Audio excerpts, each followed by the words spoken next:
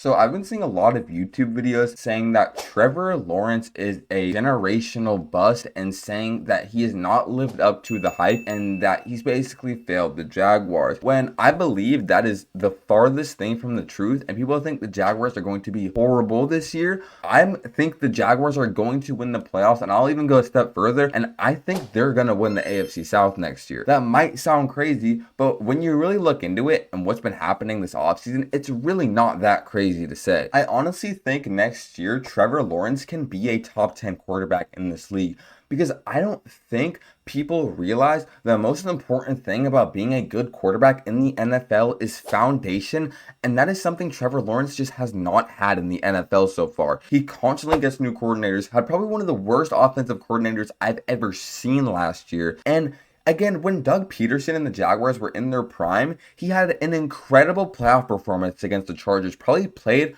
one of the best halves of football I've ever seen, while also playing probably one of the worst first halves of football I've ever seen, but was able to come back and adapt in the middle of the game and win that for the Chargers, almost beat the Chiefs. And then the season after that, they didn't make the playoffs, but people like to forget Trevor Lawrence got injured midway through that year when they were the 1 seed in the AFC South, and then eventually lost because of Trevor Lawrence's injury and also because of all the injuries happening within the Jacksonville Jaguars. But again, people love to forget that and put the blame on Trevor Lawrence when that really wasn't the case. They completely rushed him back from injury when he clearly was not ready to play, and that obviously was going to hinder his play. And then obviously this upcoming year was when the Jaguars completely sucked on offense. They had no run game. Their only good receiver was Brian Thomas Jr. So many bad things happened to the Jaguars team, especially their defense just also wasn't very good last year. They've made a lot of moves this offseason to improve their holes. The new coach they just got, the Tampa Bay offensive coordinator, is literally a quarterback whisperer, completely revived Baker Mayfield's career,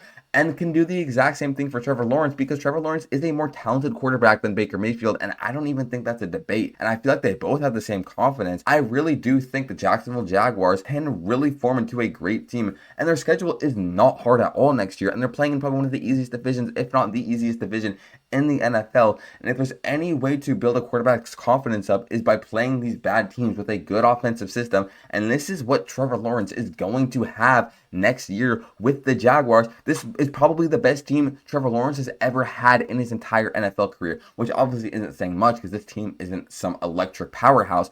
But again, the Jaguars have put a very bad team around him, and that's not really up for debate. The best receiver core he's ever had was Evan Ingram and Christian Kirk. He made Christian Kirk a Pro Bowler. You could also accommodate that to Doug Pederson's coaching, because I do believe he was a good coach that year and a decent coach the year after. But this following season, he was a horrible, horrible coach, and it was just horrible coaching all around and a horrible team foundation. And you can see in the draft, they're putting a lot of stock in this offense with this new offensive-minded coach. They drafted 2 running backs, and now they have Travis Hunter, and Travis Hunter can help them on both sides of the field. I do think he will be primarily playing receiver when he first gets there. It's going to be very good for the Jaguars because they need that second option. Travis Hunter with Brian Thomas Jr. can be electric in the NFL.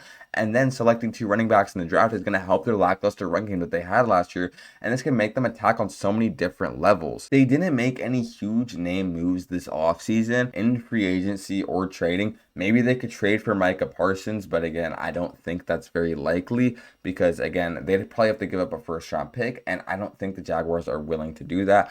If I were the GM, I would probably not pull the trigger on that move because they're not in this sort of win now mode because they have kind of fallen off of it and they kind of need to regain their steps back up. But I really do have faith in this Jacksonville Jaguars team when a lot of people don't. So if you have any stock in any team, or if you have any stock you want to put into a team, I would put it in the Jacksonville Jaguars. I do think Trevor Lawrence can have a very good year next year and a weak AFC South, and this is going to be a prove-it year for Lawrence. Even though he has this big contract, it's still going to be a prove-it year because they might want to move on from Lawrence in the next coming years, and obviously I don't think Trevor Lawrence wants to be traded from Jacksonville. So I do believe that this is going to be a good year for Jacksonville when a lot of people are saying it isn't.